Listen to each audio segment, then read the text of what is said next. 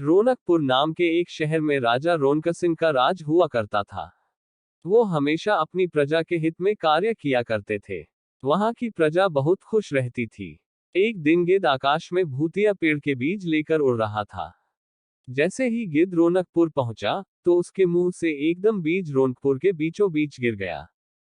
बीज भूतिया था, इसलिए अगले ही दिन वो पौधा बन गया।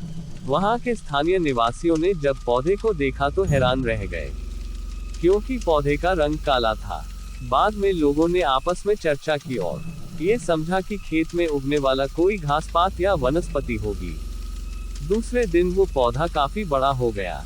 लोगों को और ज्यादा दुविधा हुई कि एक ही दिन में ये पौधा इतना बड़ा कैसे हो गया। होते होते वो पौधा तीसरे दिन पेड़ बन गया। समय बीता और लोग भी तेजी से बढ़ने वाले पौधे के बारे में सोचकर परेशान हो रहे थे। वो इस मामले को राजा के पास लेकर गए। ऐसे जादुई पौधे का पता चलते ही राजा तुरंत उस जगह पर पहुंच गए।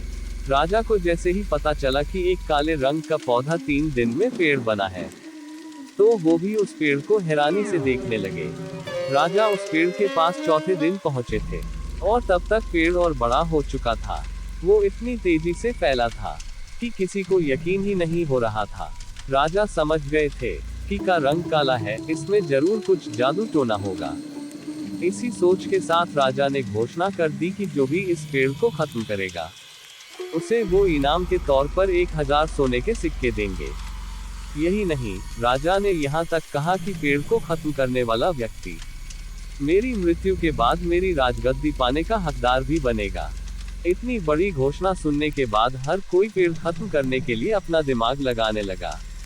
राजा के सारे चतुर मंत्रियों ने भी तरकीब लगाई, लेकिन पेड़ को कोई भी नष्ट नहीं कर पाया।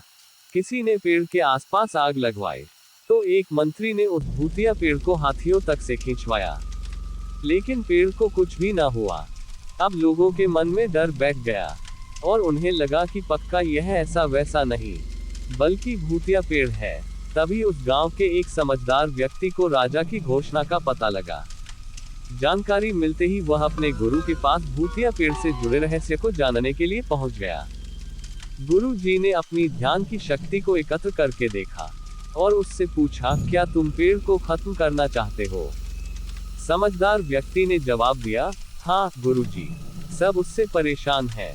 गुरुजी ने बताया कि उसे खत्म करने का एक ही तरीका है। इसके लिए तुम्हें उस पेड़ के आसपास नमक डालना होगा।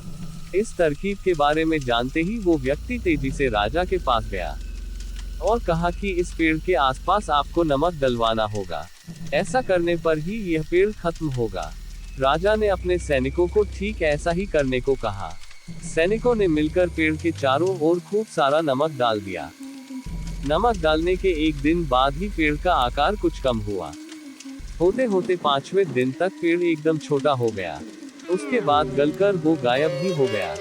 उस व्यक्ति की तरकीब काम कर गई, और राजा ने खुश होकर उसे इनाम की 1000 सोने की मोहर पहले दी। उसके बाद एक पत्र दिया, जिसमें लिखा था कि वो राजा के मरने के बाद उनकी गद्दी को संभालेगा। वो समझदार व्यक्ति खुश होकर अपने घर चला गया। कहानी से सीख, ऐसी कोई मुसीबत नहीं होती जिसका समाधान न किया जा सके। जरूरत है तो बस धैर्य और समझदारी की।